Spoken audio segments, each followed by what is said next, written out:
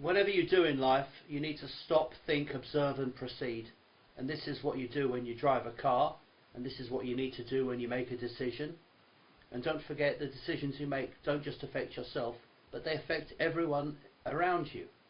Okay? If you vote for a lousy politician, you inflict your bad choices on other people.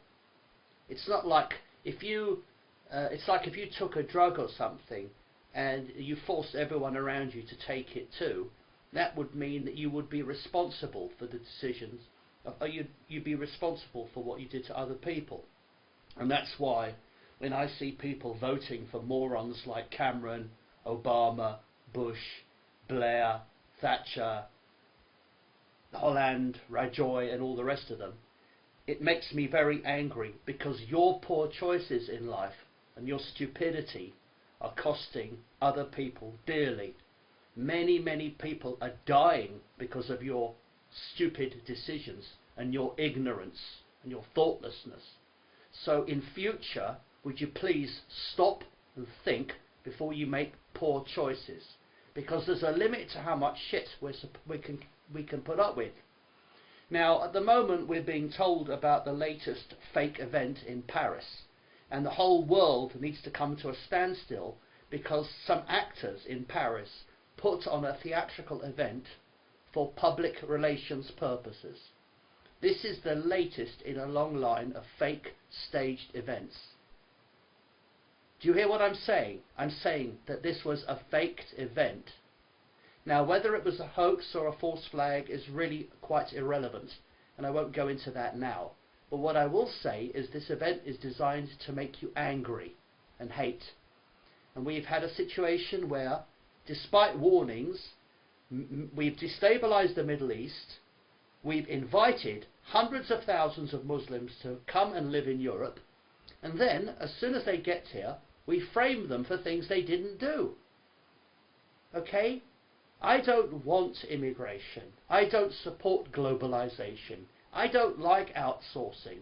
I think we should make as much as we can at home and pay our own workers well. We shouldn't interfere in other countries except to help. In other words, destroying their country, carpet bombing it, blasting it to pieces and destroying all the infrastructure isn't going to help them, is it? And we shouldn't be arming, funding and training Islamic fanatics and then, with a straight face, complaining about Islamic terrorism. NATO and the EU are sponsoring, funding and assisting Islamic terrorism. Okay, so be careful in future. Next time an event presents itself, ask yourself, who stands to benefit from this? Does it benefit Muslims? Well, I don't think so. It definitely doesn't. It would be as stupid as imagining that an advert for Coca-Cola would want you to purchase Pepsi. It's a rival company. Okay? So what we're supposed to believe is that Muslims have nothing better to do than to constantly do things to piss us off and benefit their enemies.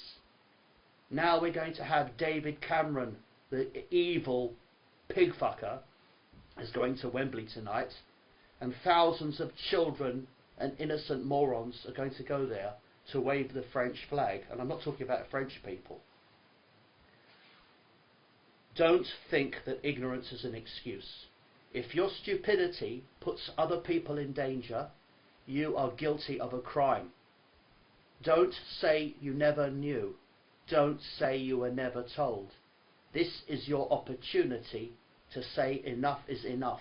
And I urge every one of you out there to make a special effort to do something very difficult and make it clear that you think these things are lies and that you will not put up with it any longer.